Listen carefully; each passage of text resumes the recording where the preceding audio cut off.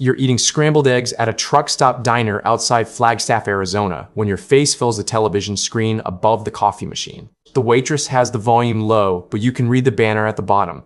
FBI 10 Most Wanted Fugitives. There's your name.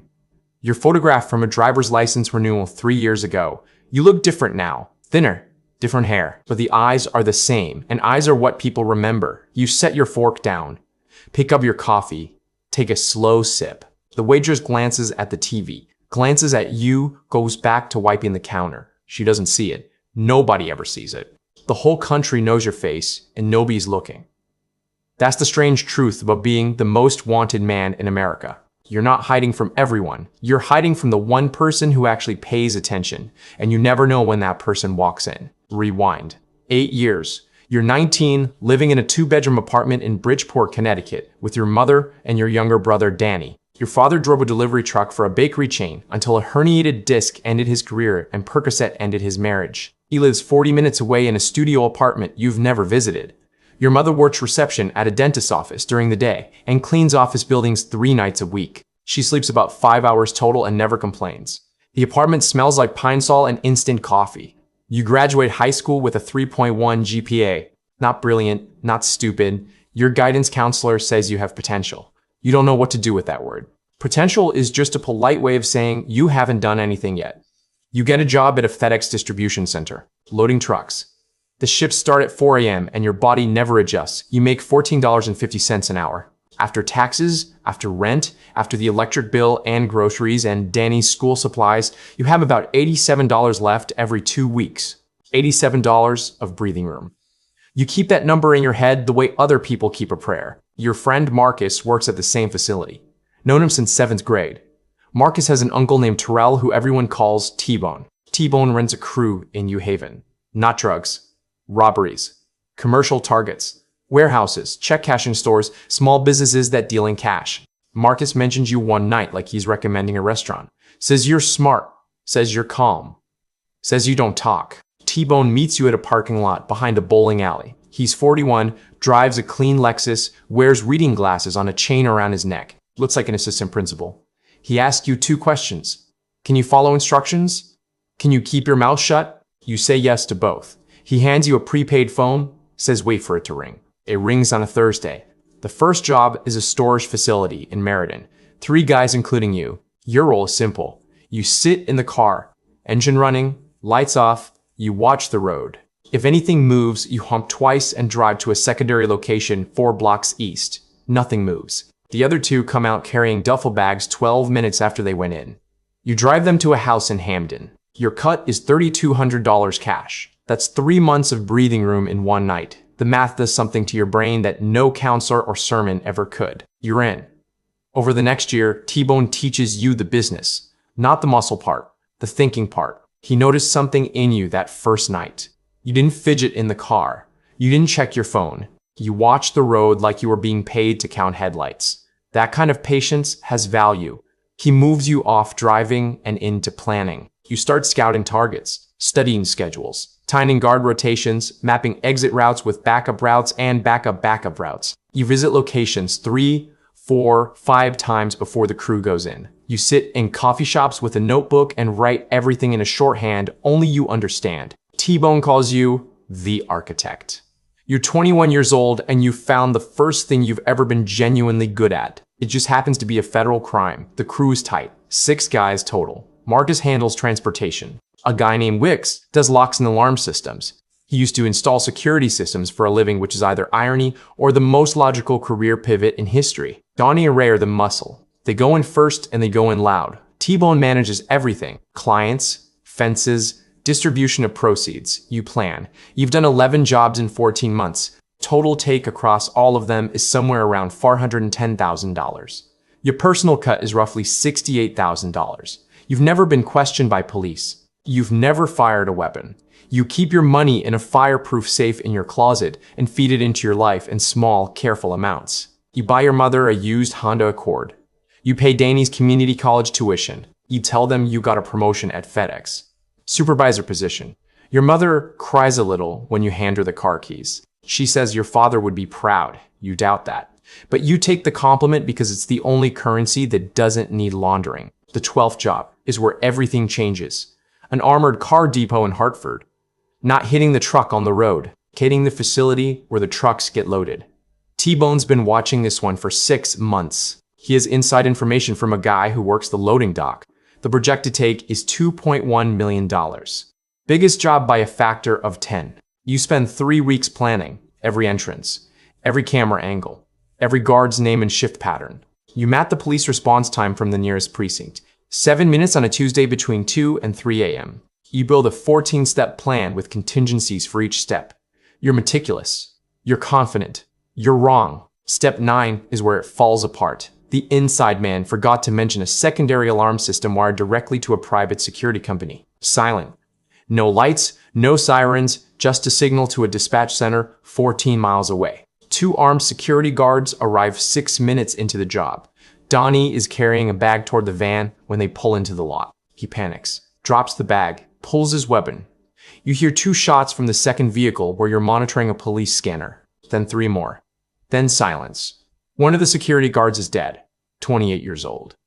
Name is Kevin Mallory. You learn that name later. He has a 2-year-old son and a wife who's 5 months pregnant. Donnie didn't mean to kill anyone. Donnie grew up watching cartoons like every other kid. But Donnie brought a loaded .45 to a place where loaded guns sometimes go off and probability did. What probability does? You drive. Everyone drives. The plan held together enough to get away clean. The money's in the van. $1.7 million. Less than projected, but still more than any of you have ever seen in one place. T-Bone calls a meeting the next morning. He's calm. Says the job is done. Says the shooting changes the math. Armed robbery is state level. Armed robbery with a homicide is federal.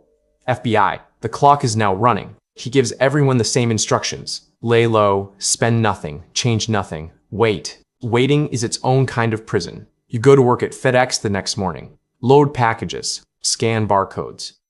A coworker asks if you watched the game last night. You say, yeah. You don't even know what sport he's talking about. You come home. Your mother is making dinner.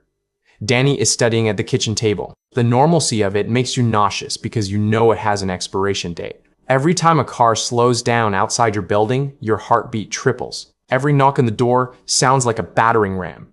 You develop a habit of checking the window before you sit down anywhere. You start sleeping in your shoes. The FBI arrests T-Bone on a Wednesday, Donnie on Thursday, Marcus on Saturday. They flip the inside man within hours, and he gives up the entire crew like he's reading a grocery list. Wicks gets caught in Pennsylvania trying to cross into Canada. Ray turns himself in after his mother calls him crying. She saw his name on the news. You the only one left. Not because you're smarter, because you left. You packed a bag at 3 a.m. Friday morning, 2 hours before Marcus got picked up, and drove south. 11 hours straight on back roads. You stopped at a gas station in Virginia and paid cash for fuel and a prepaid phone and a baseball cap. You left your real phone in a dumpster behind a Wendy's in New Jersey. That dumpster is the last place the FBI knows you existed. Everything after it is a ghost story. Being a fugitive is not what movies show you. There's no penthouse in a foreign country.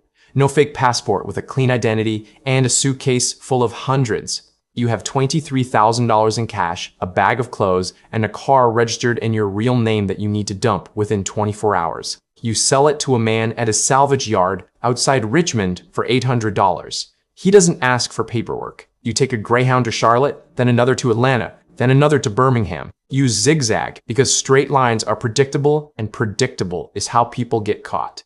You rent a room in a boarding house in Birmingham using the name David Kowalski. You pay the landlord in cash. She's 73, half blind, and doesn't care about identification as long as the money's real. You buy a used flip phone from a pawn shop. You don't call anyone. Not your mother. Not Danny. Not Marcus. Calling anyone you've ever known is the same as calling the FBI and giving them your coordinates. The people you love are now surveillance equipment. Every phone they own, every email they send, every person they talk to is being monitored by people whose entire job is finding you. Your family has become the net, and you're the fish who has to love them from outside the water. 3 weeks after the Hartford job, the FBI adds your name to the 10 most wanted fugitives list. You find you're from a newspaper left on a bench outside a public library. There's your face, the photograph from your Connecticut license. Below it, a physical description. Height, weight, hair color, eye color, distinguishing marks. A scar on your left forearm from a go-kart accident when you were 11. The FBI knows about your go-kart accident. They know things your mother probably forgot. The reward is $100,000 for information leading to your arrest. $100,000. That's more than your mother earns in 2 years. You wonder if she's tempted. You hate yourself for wondering that. Beneath the photo, the charges: armed robbery, conspiracy, felony murder. That last one keeps you running. Felony murder means you don't have to pull the trigger. You just have to be part of the plan that led to someone pulling it. Kevin Mallory is dead because your plan had a gap at step 9. And now you carry his name like a stone sewn into your chest. You learn the mechanics of invisibility. You pay for everything in cash. You never stay in one city longer than 6 weeks. You never use the same name twice. You grow a beard, shave it, grow it back different. You gain weight on purpose because the wanted poster shows a lean face. And nobody hunts a heavy man when the photograph is thin. You wear glasses you don't need. You avoid cameras. You walk with your head tilted slightly down. Not enough to look suspicious, just enough to defeat the facial recognition angle in convenience stores. You learn that most surveillance cameras are mounted at approximately 7 feet and angle 15 degrees downward. A baseball cap with a curved brim eliminates about 60% of your face from overhead footage. You learn this not from any training manual, but from standing in stores and studying where the red lights blink. You work jobs that pay under the table. Dishwashing, landscaping, day labor on construction sites where no one asks your name or your history. You show up, you lift, you carry, you get cash, you leave. The men who hire you are not interested in your background. They're interested in whether you'll haul cinder blocks for 8 hours without complaining. You will. Physical labor is almost meditative when the alternative is sitting in a room listening to your own fear eat you from the inside. The loneliness is the thing nobody warns you about. You can handle the running. You can handle the bad food and the cheap rooms and the jobs that grind your spine. What you can't handle is the silence where a life used to be. You had a mother who made you coffee every morning. A brother who asked for help with his essays.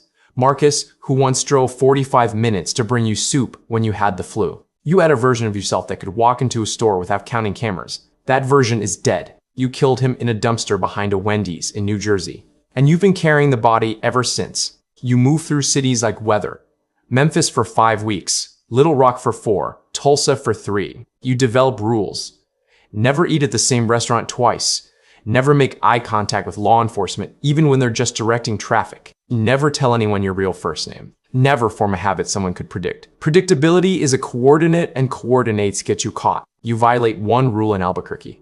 You go to the same laundromat 3 Tuesdays in a row because the woman who works there smiles at you like you're a person and not a fugitive.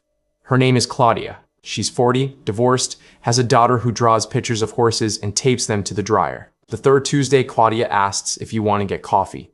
You say yes. You know you shouldn't. You go anyway, because you've been alone for 4 months, and loneliness will make you do things the FBI never could. Her apartment is small and warm and smells like cinnamon. Her daughter's name is Anna. She's 7. She shows you her drawings. They're terrible and beautiful. You tell her the horses look fast. She beams. Claudia makes you coffee and asks where you're from. You say Ohio. You say you're a welder between contracts. She doesn't press. She's had enough hard luck to recognize that some questions don't need answers. You stay for dinner. Spaghetti with jarred sauce and garlic bread from a bag. You sit at a table with a woman and a child and eat a meal that costs about $4. And it's the closest thing to peace you've felt since a security guard named Kevin Mallory stopped breathing in a parking lot in Hartford. You almost cry. You hold it. You wash the dishes instead. You see Claudia for 6 weeks. You're careful. Different routes to her apartment every time. Never stay past midnight. Never leave anything behind. But you feel yourself softening. You watch Anna's school play. You fix the leak under Claudia's kitchen sink. You catch yourself imagining a version of the future where you're just a welder from Ohio who lives in Albuquerque with a woman who smells like fabric softer and a kid who draws horses. The fantasy is so vivid it makes your teeth ache. You know it's not real. You know you're building a house on a fault line. But you keep building because the alternative is another motel room with brown curtains and a television bolted to the wall. And the sound of your own breathing reminding you that you're alive and completely alone. The close call happens on a Saturday morning. You're walking to the hardware store to buy a bracket for Claudia's curtain rod. A black SUV passes you slowly. Government plates. Tinted windows. It doesn't stop. It doesn't have to. You feel it like electricity across the back of your neck. You walk to the hardware store. Buy the bracket. Walk back. Normal pace. Normal face. Your heart is running a 4-minute mile inside a body that's pretending to browse plumbing fittings. That night, you tell Claudia you got a welding contract in Phoenix. You leave in the morning. She hugs you at the door. Anna gives you a drawing of a horse with a person riding it.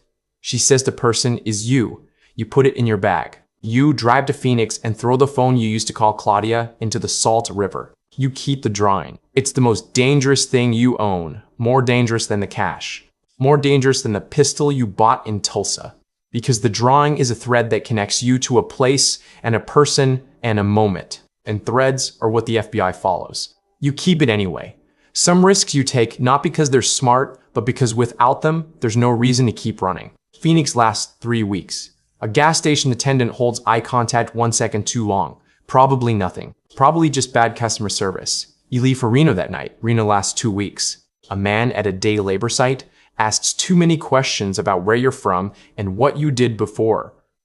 You leave for Portland. You've been running for 14 months. You've lived in 9 cities. You've used 11 names. You've crossed 23 state lines. The FBI has a task force assigned specifically to you. 8 agents full-time. They've interviewed your mother 7 times. Danny 4. Marcus, awaiting trial in Connecticut, has been offered a reduced sentence in exchange for information about your habits, your contacts, your likely destinations. He gives them nothing. That loyalty costs him an additional 4 years on his sentence. You don't know this yet. You won't know for a very long time. The poster changes. They update the photograph with an age-progressed image. It looks more like you now. Heavier, older, the eyes are closer to right. The reward goes up to $250,000. $250,000 for the location of a man who planned a robbery and sat in a car while someone else pulled a trigger. You think about Kevin Mallory often.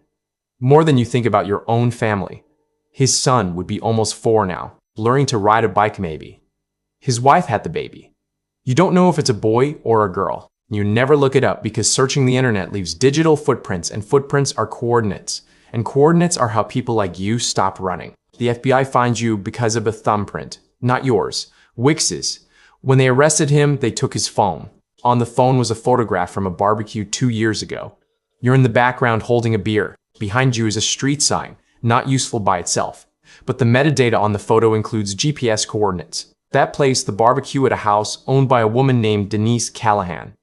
Denise is the sister of a man named Pete Callahan. Pete runs a fishing charter in Portland, Oregon. You worked on Pete's boat for 6 days last month. Cash job. No names exchanged. But Pete mentioned to his sister on the phone that he had a new deckhand who was quiet, strong, paid cash, and had a noticeable scar on his left forearm. The scar from the go-kart accident when you were 11, the scar described on every FBI poster in every post office in the country. Denise called the tip line on a Tuesday. The $250,000 reward. She didn't even know you. She just read a poster and remembered her brother's phone call. You're not brought down by forensics or elite tracking technology or some brilliant investigative breakthrough. You brought down by a man who noticed a scar and a woman who wanted $250,000. The mundane, ordinary mechanics of human betrayal.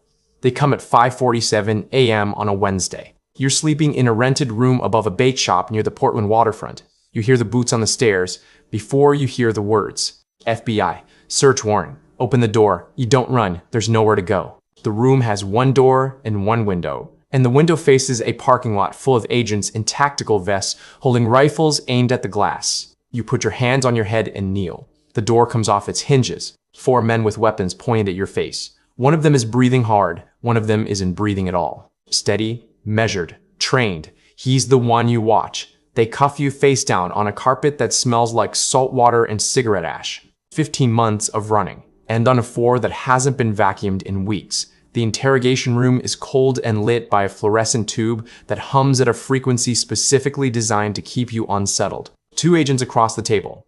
One is tall, patient, soft-spoken. The other doesn't speak. He watches. The quiet one is always the dangerous one. They know everything. They lay it out like playing cards on green felt. The Hartford job, the 14-step plan, the inside man, the timeline, the $1.7 million. Kevin Mallory. They have phone records, surveillance footage, financial trails, and the detailed confessions of every single member of your crew. T-Bone cooperated, traded your location habits and behavioral patterns for a sentence reduction. The man who recruited you, trained you, called you the architect, sold the blueprint to save himself. You're not surprised. You're not even angry. You learn somewhere between Albuquerque and Portland that loyalty is a word people use until the invoice arrives. Then it becomes a negotiation like everything else. They offer a deal. Cooperate. Testify. Provide information about T-Bone's broader network, his fences, his upstream suppliers, the jobs before you joined. In exchange, they recommend 15 years instead of 35. 15 years. Danny will be in his mid-30s. Your mother will be 67. Claudia's daughter Anna will be 22, drawing horses she doesn't remember showing to a stranger in her kitchen. 15 years is not a sentence. It's an amputation. They remove the section of your life where things could still happen and hand you back the scar tissue. You take the deal. Not because you want to cooperate. Because 35 years is not a number a human mind can hold without fracturing. 15 is heavy enough to bend you, but light enough to maybe survive. Federal facility in Virginia. Maximum security. Your cell is 8 by 10 feet, concrete walls, steel door with a slot for food trays, a window, the width of a paperback novel. You can see a strip of sky if you stand on your bunk and tilt your head at the right angle. You do this every morning. Not because the sky is beautiful, because it's the only thing in your visual field that wasn't designed to contain you. The routine becomes your skeleton. Wake at 6. Count at 6:15. Breakfast at 6:30. Yard time at 10. The days are identical photocopies of each other. You start tracking time by the color of the sky through that strip of window. Gray is winter. Green is spring. Blue is summer. Orange means another year is gone. Your mother visits once a month for the first year. She takes a bus for 4 hours each way. Sits across from you and talks about the neighbors, Danny's job, a recipe she saw on television. She never asks what happened. She never says she's disappointed. That silence is louder than anything the judge said at sentencing. One visit, she brings a photograph of Danny's graduation from a trade school, electrical engineering program. He's wearing a cap and gown and grinning. You stare at that photograph for a long time. You paid for his first semester with money from the third robbery. The rest he earned himself. Your brother built a legitimate career with tools. You built a 14-step plan with a hole at step 9 that killed a man. Danny visits once. He sits down, looks at you, and asks 4 words. Was it worth it? You don't answer. He nods slowly, like the silence confirms something he already suspected. He doesn't come back. You don't blame him. You wouldn't come back either. Year 4. A letter arrives. No return address. Inside is a drawing of a horse. Crayon on lined notebook paper. The proportions are better than the ones you remember. More careful, more detailed. There's no name on it. No note. Just the horse. You know who it's from. You tape it to the wall next to the strip of sky. 2 things that remind you something outside this concrete box is alive and uncontained. You don't know if Claudia sent it or if Anna did it herself. You don't write back. Writing back means explaining who you really are. And who you really are is a man convicted of felony murder, whose photograph is pinned to a corkboard in every federal building in the country. The drawing stays on your wall for 11 years. The tape yellows. The crayon fades. The horse outlasts everything. Kevin Mallory's wife testified at your sentencing. She held a photograph of her husband. She didn't scream. She didn't cry. She spoke in a voice so level and controlled it was more devastating than any breakdown could have been. She said her son asks about his father every night before bed. She said her daughter, born 3 months after the robbery, will never know what his laugh sounded like. She said you didn't pull the trigger, but you built the hallway that led to the room where the trigger got pulled. That metaphor lives in you now. You built the hallway, you lie awake on your bunk and walk it in your mind. 14 steps. You know exactly where step 9 breaks. You reconstructed it 1,000 times. If you'd known about the secondary alarm. If you planned for a 6-minute response instead of 7. If you told Donnie to leave the gun in the van. If. The hallway has no end. You just keep walking through it and it keeps going. They release you on a Thursday. You 51 years old. 15 years served. The gate opens and the air hits your face and it smells different. Cleaner somehow, sharper, like the resolution of the world increased while you were locked inside a concrete box. Your sister picks you up. You didn't realize you had a relationship with her close enough for this. But she's the one who kept showing up after your mother got sick. After Danny stopped calling. After everyone else moved on with lives that didn't include a man behind steel doors. She drives you to a halfway house in Baltimore. Small room. Shared bathroom down the hall. Curfew at 10 p.m. You're free the way a bird with clipped wings is free. Technically unchained, functionally grounded. The world is unrecognizable. 15 years of technology and culture and politics happened without you. People pay with their phones now. Cars park themselves. The president is someone you've never heard of. You stand in a grocery store for 20 minutes, staring at the self-checkout machine like it's a foreign artifact. A teenager behind you sighs with theatrical impatience. You step aside. You don't know how to exist in a world that automated your absence. You get a job at a warehouse, packing boxes. The manager knows your record. He's part of a re-entry program and doesn't ask questions you can't answer. You show up at 6 every morning and pack boxes until your shoulders burn and your mind goes quiet. The work is meaningless, and that's its value. You make $16.50 an hour. One night you do the math in your room, 15 years in federal prison. Before that, roughly $68,000 total from the robberies. Divide the money by the years you lost. You earn approximately $4,533 per year of freedom that was taken from you. Less than minimum wage. The crime that was supposed to beat the math turned out to be the worst math of your entire life. Your mother died in year 11. Stroke, quick. They told you by phone. You sat on your bunk and tried to remember the last thing she said to you during her final visit. Something about a recipe. Something ordinary and warm and completely insignificant. Something that mattered more than every other sentence you've heard in your life. You can't remember the exact words.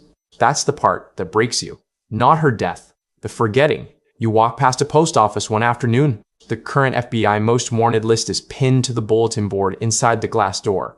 10 faces, 10 names, 10 people running right now, sleeping in their shoes, checking windows, counting exits, eating alone in truck stop diners, scanning every face for the one person who's actually looking. You study their eyes. You know exactly what's behind them. Not evil, not madness, just a decision that made sense for about 11 minutes and costs everything that comes after. You keep walking.